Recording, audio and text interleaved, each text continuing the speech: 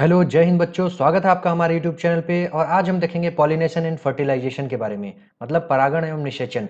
इससे पहले वीडियो में मैंने आपको बताया था फ्लावर के बारे में, कंप्लीट पूरे पार्ट्स बताए थे फ्लावर के। अगर आपने नहीं देखा होगा तो ऊपर आई बटन पे क्लिक कर दीजिए, उसका वीडियो का लिंक मिल जाएगा, आप उस वीडियो को देख लीजिएगा। क्योंकि जब तक फ्लावर का कॉन्सेप्ट क्लियर नहीं होगा तब तक पॉलिनेशन और फर्टिलाइजेशन आपके समझ में नहीं आएगा। और साथ में ये जो पीपीटी है इसका आपको लिंक भी मिल जाएगा, आप चाहें तो डाउनलोड कर सकते हैं ये स्लाइड। ये आपको मैं स्लाइड शेयर का लिंक दे दूंगा। तो चलिए शुरू करते हैं। सबसे पहले चलिए देखते हैं पॉलिनेशन यानी परागण। परागण होता क्या है? तो परागण की बात करें, सबसे पहले मन में आता है कि जो मेल पार्ट होता है इसको स्टेमन बोलते हैं। स्टेमन के ऊपर ये पराग कोष होता है, एंथर, इसके अंदर पराग कण होते हैं। तो ये पराग कण जो है ये किसी भी माध्यम से ये फ्लावर की वर्तिकाग्र तक पहुंचने का, मैंने आपको बताया था कि ये स्टिग्मा मतलब वर्तिकाग्र होता है। इसके ऊपर एक चिपचिपा पदार्थ पाया जाता है जो कि जो पोलन ग्रेन आते हैं बाहर से, जैसे पोलन आए, पोलन ग्रेन को क्या है ये अट्रैक्ट कर लेता है और अपने ऊपर चिपका लेता है। ये जो पूरी प्रक्रिया है ये पॉलिनेशन कहलाती है। तो जो पराग कण है वो यहाँ से लेके, फ्लावर से लेके और दूसरे फ्लावर तक जाने के लिए ये अपने आप ही नहीं चले जाते, इन्हें कई माध्यमों की आवश्यकता होती है जिन्हें हम आगे पढ़ेंगे। पहले तो हम ये देख लेते हैं कि ये जो पॉलिनेशन है ये कितने प्रकार के होते हैं। तो मुख्यतः जो पॉलिनेशन है दो प्रकार के होते हैं। सबसे पहला होता है सेल्फ पॉलिनेशन, दूसरा होता है क्रॉस पॉलिनेशन। तो आप देखिए, डायग्राम की मदद से आपको समझाने की कोशिश करता हूं। ये देखिए एक प्लांट है, इसमें दो पुष्प लगे हुए हैं। तो ये जो पहला फूल है मान लीजिए ए, तो इस फूल का जो परागकण है वो इसी फूल के वर्तिकाग्र तक पहुंचे, या फिर इस फूल का जो परागकण है वो इसी पौधे के किसी दूसरे फूल के वर्तिकाग्र तक पहुंचे। मतलब दोनों पौधे के जो फूल हैं इनके अंतर मध्यस्थ जो परागण होगा उसे स्वपरागण बोलेंगे।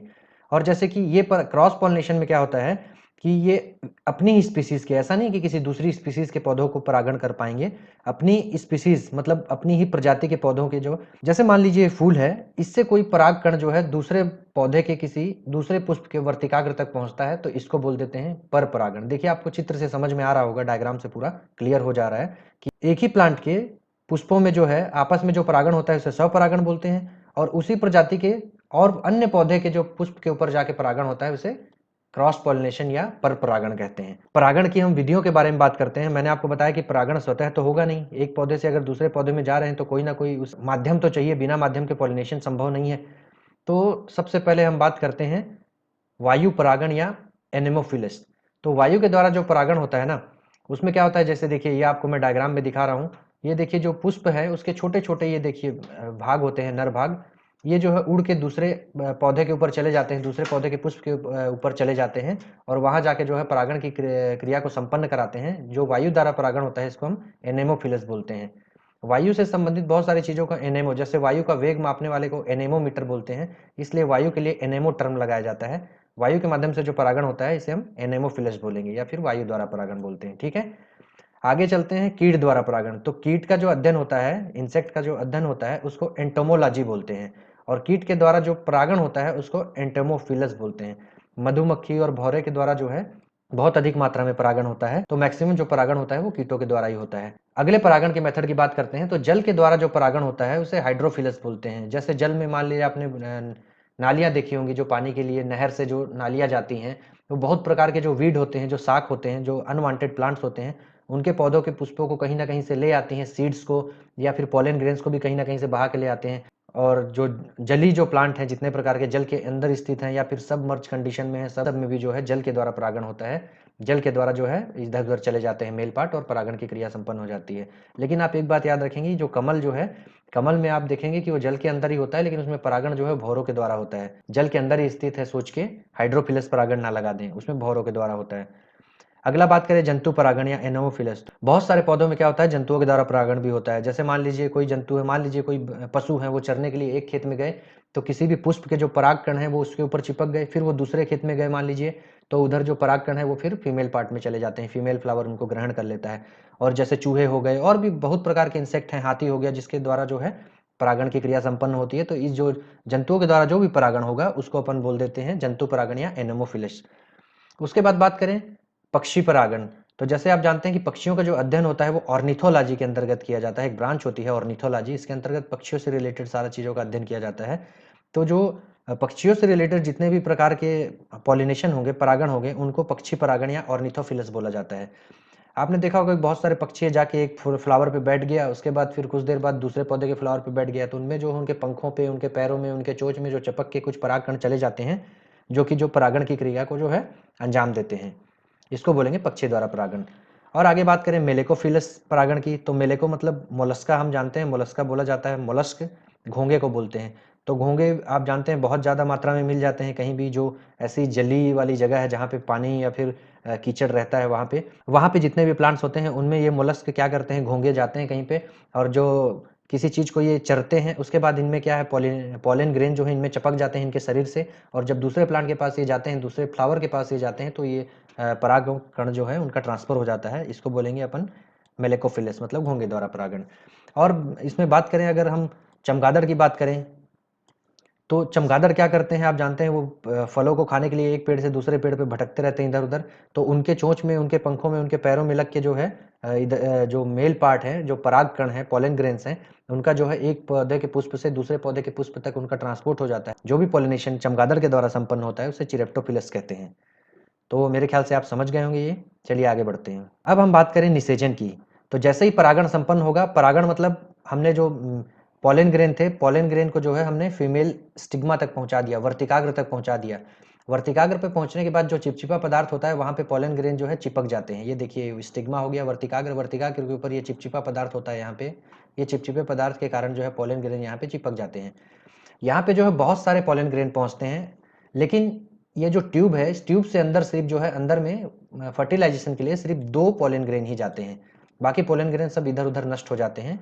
और जो मेन अंदर जाते हैं, जैसे आपने देखा होगा कि हमारा जो मानव तंत्र है, मानव का जो प्रजनन तंत्र है, उसमें बहुत सारे स्पर्म होते हैं, लेकिन जो फर्टिलाइज करता है ओवम को, वो सिर्फ एक स्पर्म ही करता है। उसी प्रकार इसमें बहुत सारे पॉलन ग्रेन होते हैं, लेकिन जो अंदर तक जाता है वो 2 पॉलन ग्रेन जाते हैं। ये जो पॉलन ग्रेन आए, ये पॉलन ट्यूब के माध्यम से देखिए अंदर आते हैं, पॉलन ट्यूब के माध्यम से, और पॉलन ट्यूब के माध्यम से आने के बाद ये ओव्यूल तक पहुंच जाते हैं। और ओव्यूल में ये क्या करते हैं, ओव्यूल में पहुंचने के बाद ये एंडोस्पर्म तक पहुंच जाते हैं। मैंने आपको बताया था पिछले वीडियो में, आपने नहीं देखा होगा तो आप देख लीजिएगा एक बार पिछले वीडियो को, जिसमें मैंने फ्लावर के बारे में बताया है। इसमें पूरा हमने ओव्यूल के बारे में बताया था। तो ओव्यूल के बाद जो माइक्रोपाइल होता है, छेद, वहां से ये अंदर घुस जाते हैं, अंदर प्रवेश कर जाते हैं पॉलन ग्रेन। और वहां पे जाने के बाद क्या होता है, मान लीजिए देखिए ये 2 आए थे पहले से, मान लीजिए 3 फीमेल, यहाँ पे मैं आपको बताता हूँ अलग से डायग्राम ड्रा करके। मान लीजिए देखिए ये फीमेल का जो ओव्यूल है, इसके अंदर 3 जो है फीमेल के ओवम हैं, फीमेल के 3 जो अंडे पहले से उपस्थित हैं। बाद में आप देखेंगे कि ये जो ऊपर से परागण वाले आए हैं, 2 पॉलन ग्रेन यहाँ पे आ गए, 2 पोलन ग्रेन आ गए। तो पोलन ग्रेन जो है 2 आए हैं, और पहले से 3 जो है वो फीमेल के अंडे जो है उपस्थित हैं। ये जो ऊपर से आया था ये मेल गेमिट हो गया, और ये फीमेल गेमिट हो गया। तो ये दोनों मिला के जो मेल गेमिट और फीमेल गेमिट है, एक एक इन दोनों का फ्यूजन हो जाएगा, ये आपस में मिल जाएंगे, और यहाँ पे मिल जाएंगे, ये युग्मनज बना लेंगे, मतलब जायगोट बना लेंगे ये। ठीक है, पहले से 2 जो फीमेल के जो ओवम है ये बच गए, और एक जो ऊपर से आया था पोलन ग्रेन ये बच गया। तो ये तीनों मिलके एक जो है ट्रिप्लॉइड बना लेते हैं, मतलब 3n बना लेते हैं। और ये क्या करेंगे, ये भ्रूण पोष बनाएंगे। भ्रूण पोष मतलब एंडोस्पर्म। ये क्या काम करेगा, जब तक ये फल का निर्माण नहीं हो जाता तब तक इन्हें पोषण देने का जो काम है वो ये करेगा, क्योंकि फल बनने के बाद, फल जब बनेगा, जब विकसित होगा, तो उसे पोषण की जरूरत पड़ेगी, उसे सहारे की जरूरत पड़ेगी। तो ये उसे पूरा पोषण प्रदान करेगा, मतलब बढ़ने के लिए उसको खाना पूरा यही प्रदान करेगा। ये प्रक्रिया जैसे ही कंप्लीट होगी, इसके बाद जो है ये धीरे धीरे फल में परिवर्तित हो जाएगा, और ये पूर्ण रूप से एक फल में विकसित हो जाता है। मेरे ख्याल से आप फर्टिलाइजेशन समझ गए होंगे। फिर भी चलिए एक बार फिर से आपको मैं रिवाइज करवा देता हूँ। देखिए दूसरे पौधे के जो पुष्प है वहां से पोलन ग्रेन आएंगे, तो यहाँ पे 2 पोलन ग्रेन अंदर जाएंगे।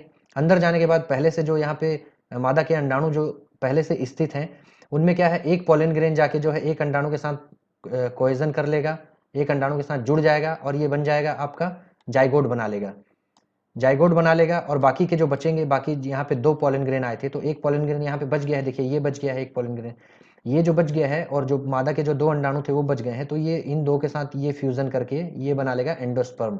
इसमें एक अंडाणु आपका ये हो गया, इसका पोलन ग्रेन हो गया एक, और 2 मादा के जो अंडाणु हो गए। तो ये जो देखिए एग्जाम में कई बार क्वेश्चन आता है, ये जो एंडोस्पर्म होता है ये 3n होता है, और जो ये जाइगोट बना हुआ है, देखिए ये 2 बने, ये एक था मेल का था, ये एक फीमेल का था, तो ये 2 बने। तो ये आपका हो गया, आपका 2n हो गया। और जब ये पहले से थे, जैसे पोलन ग्रेन ये अकेला था यहाँ पे, ये n फॉर्म में था, और ये जो मादा का यहाँ अंडाणु जो अकेला पड़ा हुआ था पहले, ये भी n फॉर्म में था। और ये मिलके जब जाइगोट बना, पहले ये युग में थे तो n थे, जब इनसे जाइगोट बना तो ये 2n हो गए, और जो बचा हुआ है पहले से जो 3 है ये 3n, एंडोस्पर्म जो पोषण का काम करता है, ये 3n है। ये कभी कभी एग्जाम में पूछ लेता है। तो चलिए अब आगे हम ये देख लेते हैं कि जब निषेचन की क्रिया, जो पॉलिनेशन की और फर्टिलाइजेशन की क्रिया जब कंप्लीट हो जाती है, तो उसके बाद पुष्प में क्या-क्या परिवर्तन होते हैं, कौन-कौन से उसमें चेंजेस आते हैं। तो जब हम पुष्प की बात करें, पिछले वीडियो में हमने आपको बताया था, आई बटन क्लिक करके आप अभी भी देख सकते हैं। ये जो बाहरी भाग होता है, बाहरी भाग जो भी होता है, इसे हम कैलेक्स कहते हैं। तो सबसे पहले जो कैलेक्स है, ये मुरझाकर गिर जाता है और कई पौधों में ये पर्सिस्टेंट भी रहता है। मान लीजिए नहीं गिरता, मिर्ची का पौधा इसका अपवाद होता है। बाकी सब पौधों में फल डेवलप के समय पे जैसे ही फर्टिलाइजेशन की क्रिया संपन्न होती है, तो ये जो बाहरी हिस्सा है, जो हरे कलर का हमने बताया था आपको कैलेक्स होता है, ये मुरझा के नीचे गिर जाता है। उसके बाद बात करें कैलेक्स के बाद जो हमें रंगीन भाग दिखाई देता है, कोरोला, तो कोरोला भी फर्टिलाइजेशन की क्रिया जैसे ही कंप्लीट होती है, ये भी मुरझा के जो है नीचे गिर जाता है। स्टेमन की बात करें तो स्टेमन में अब हमने आपको बता दिया कि जैसे इसमें पोलन ग्रेन निकल के जाएंगे मेल पार्ट से और फीमेल पार्ट में जाके फ्यूजन हो जाएगा, तो ये भी पूरे मुरझा के नीचे गिर जाते हैं। और उसके बाद बात करें फीमेल पार्ट की, स्टिग्मा की, तो जैसे ही पॉलिनेशन की प्रक्रिया कंप्लीट हुई, फर्टिलाइजेशन की प्रक्रिया कंप्लीट हुई, यहाँ से जो परागकण था, परागकण अंदर पहुंच गया, उसके बाद ये सब हिस्सा कोई काम का नहीं है, सिर्फ इतना हिस्से का काम रहता है, बाकी सब ये जो है, ये सब जो है मुरझा के नीचे गिर जाती है। हम ओवरी की बात करें उसके बाद, तो ओवरी जो होती है, जैसे ये देखिए पूरी फर्टिलाइजेशन की जो प्रक्रिया है वो इसके अंदर ही संपन्न होती है, तो इसके अलावा बाकी सब पार्ट झड़ जाता है और यही पूरा डेवलप होकर फिर क्या करती है, फल का रूप लेती है। और ओवरी की जो वाल है, देखिए चारों तरफ जो ओवरी की वाल दिख रही है आपको, ये जो देखिए दीवाल, ये जो वाल दिख रही है आपको, ये व्हाइट व्हाइट कलर की, ये क्या करती है, ये डेवलप होकर फल भित्ति का रूप लेती है। फल के ऊपर जो हम देखते हैं ना, जो कवर जैसा होता है, जिस छिलका जो होता है, फल भित्ति का रूप लेती है ये ओवरी की जो वाल होती है ये। और इसके अंतर्गत जितने भी प्रकार की एग सेल थी, एग सेल क्या करती हैं, भ्रूण में परिवर्तित हो जाती हैं। एग सेल जिसकी हम बात करें, एक पोलन ग्रेन गया था और एक पहले से जो ओवम था, दोनों ने मिलकर जायगोट का निर्माण किया था। जायगोट ही विकसित होकर जायगोट ही जो विकसित होता है, विकसित होकर ये एम्ब्रियो या भ्रूण में परिवर्तित हो जाता है। ठीक है। इसमें एक बीजांड आसन होता है जिसके ऊपर ओव्यूल जो है, ओव्यूल जिस बीजांड आसन से जो है, जहाँ पे जुड़ा होता है, जिसके ऊपर मान लीजिए विकसित होता है, वो पेरिस्पर्म बन जाता है। एक लेयर होती है पेरिस्पर्म, पेरिस्पर्म में परिवर्तित हो जाता है। पेरिस्पर्म के बारे में हम आपको फ्रूट्स के बारे में जब स्टडी करेंगे तो आपको बताएंगे, लेकिन इतना जान लीजिए कि जो न्यूशेलस होता है, बीजांड आसन होता है, वो जो है पेरिस्पर्म में परिवर्तित हो जाता है। और जो बीजांड था अपना, टोटल ओव्यूल था पूरा, ओव्यूल ओव्यूल क्या करता है, ये एक सीड में बदल जाता है। ओव्यूल जो अंदर था, अंडाकार जो होता था, मैंने आपको बताया था पिछले वीडियो में, तो ओव्यूल जो है, ओव्यूल सीड में परिवर्तित हो जाता है। ओवरी जो है पूरी, वो फल में परिवर्तित हो जाती है। इसके अंदर जो न्यूसेलस था, बीजांड आसन, वो पेरिस्पर्म में परिवर्तित हो जाता है। और जो इसका ओव्यूल था, ओव्यूल जो है सीड में परिवर्तित हो जाता है। मेरे ख्याल से आपको वीडियो समझ में आ गया होगा, लेकिन मैं आपको सजेशन दूंगा कि पहले आप फ्लावर की वीडियो देखिएगा, फ्लावर के बाद इसे देखेंगे तो आपका कॉन्सेप्ट ज़्यादा क्लियर होगा। चेंजेस जो मैंने बताया, कैसे-कैसे चेंजेस होते हैं फर्टिलाइजेशन के बाद, चेंजेस से ही पूरा कॉन्सेप्ट क्लियर हो गया, लेकिन फिर भी अपन देख लेते हैं, चलिए एक बार फल का निर्माण कैसे होता है। फल के बारे में हम नेक्स्ट वीडियो में पढ़ेंगे, लेकिन फल का निर्माण देख लीजिए, क्योंकि फल का निर्माण आपको समझ में नहीं आएगा तो फलों के बारे में भी आपको समझ में नहीं आएगा। तो मुख्यतः हमने बताया कि जो ओवरी होती है, इस ओवरी से ही फल का निर्माण होता है पूरा टोटल। न्यूसेलस जो है वो पेरिकार्प का निर्माण करता है और जो इसमें ओव्यूल होता है, ओव्यूल जो है वो सीड बनाता है। देखिए ये आपको दिखाएं, ये फल के रूप में डेवलप हो रहा है। और इसमें क्या होता है, फल भित्ति जो होती है ना, जब हमने आपको बताया पेरिकार्प जो है, फल भित्ति बाहर की ओर जो छिलका होता है, वो फल भित्ति मोटी या पतली दोनों प्रकार की हो सकती है। फल भित्ति में मुख्यतः 3 प्रकार के स्तर पाए जाते हैं। जो सबसे बाहर की ओर होता है उसे बोलते हैं एपिकार्प, और जो मध्य में जो स्तर पाया जाता है उसको बोलते हैं मीजोकार्प मध्य में, और जो सबसे अंदर पाया जाता है उसको बोलते हैं एंडोकार्प। पेरिकार्प जो है, इसके 3 हिस्से होते हैं, एपिकार्प, मेसोकार्प एंड एंडोकार्प। ये सब क्या है, फल के खाने वाले भाग में भी आएंगे। बहुत डिटेल से इसके बारे में पढ़ना पड़ेगा, तो जब हम फ्रूट के बारे में स्टडी करेंगे अगले अगले लेक्चर में, तो इसके बारे में पूरा आपको डिटेल से बताऊंगा, क्योंकि बहुत काम की चीज़ है। बहुत सारे फल में जो है खाने के लायक जो भाग होता है एपिकार्प होता है, बहुत सारे फल में जो खाने लायक भाग होता है वो मेसोकार्प होता है, और बहुत सारे फल में जो खाने लायक भाग होता है वो एंडोकार्प होता है। तो आप फ्लावर वाली वीडियो और ये पॉलिनेशन और फर्टिलाइजेशन वाली वीडियो देख के अपना कॉन्सेप्ट क्लियर कर लीजिएगा, तभी आपको फ्रूट का वीडियो बहुत अच्छे से समझ में आएगा। दोस्तों आशा करता हूं कि आपको ये वीडियो अच्छे से समझ में आया होगा। वीडियो अच्छा लगा तो प्लीज लाइक करिएगा, चैनल को सब्सक्राइब करिएगा और इसी प्रकार के और वीडियो पाने के लिए हमारे चैनल पर बने रहिएगा। वीडियो अंत तक देखने के लिए आपका धन्यवाद। जय हिंद दोस्तों।